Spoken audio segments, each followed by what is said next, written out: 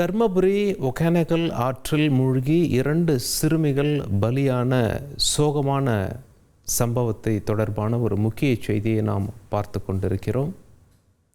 செய்தியாளர் நரசிம்மகுமார் இணைந்துள்ளார். நரசிம்மகுமார், இந்த ஒகேனக்கல் பகுதிக்கு சுற்றுலா வந்த குடும்பத்தின் விவரங்களை சொல்லுங்க. ஆற்றின் மூழ்கி உயிரிழந்திருக்கும் 2 சிறுமிகள் யார்? தேடுதல் பணி எவ்வாறு நடைபெற்று வருகிறது?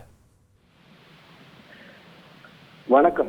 கிருஷ்ணகிரி மாவட்டம் தேன்கனிக்கோட்டை ராம்நகர் பகுதியைச் சேர்ந்தவர் முஸ்தபா. இவரது உறவினர்கள் பெங்களூரில் வந்து ஷாஜாப்பூர் பகுதியைச் சேர்ந்த ஒரு சின்னப்பாங்கிறவர் வந்து இறந்திருக்காரு. இந்த முன்னிலை இதை தொடர்ந்து ஒகேனக்கல் சுற்றுலா தலத்திற்கு சுற்றுலா வந்துள்ளனர். இவர்கள் குடும்பத்தினருடன் சேர்ந்து ஒகேனக்கல் வந்துள்ளனர். பல்வேறு இடங்களில் சுற்றி பார்த்துவிட்டு ஆலம்பாடி காவிரி ஆற்று பகுதியில் குடும்பத்துடன் குளித்துள்ளனர். அப்போது முத்தப்பா மகள் பாக்கியலட்சுமி மற்றும் சின்னப்பாவின் மகள் காவியா ஆகிய இருவரும் காவிரி ஆற்றில் தவறுதலாக ஆழமான பகுதிக்கு சென்று மூழ்கியுள்ளனர். இதைத் தொடர்ந்து உறவினர்கள் மீட்பு முயற்சி செய்துள்ளனர். தொடர்ந்து காவல்துறைக்கும் தீயணைப்பு துறைக்கும் தகவல் கொடுத்துள்ளனர். அப்போது அவர்களை மீட்க இயலாமல் ஆற்றில் ஆழமான பகுதிக்கு சென்றதால் மூழ்கி இறந்துவிட்டனர். 1 மணி நேர போராட்டத்திற்கு பிறகு தற்போது அவர்களின் உடல்கள் மீட்கப்பட்டுள்ளது.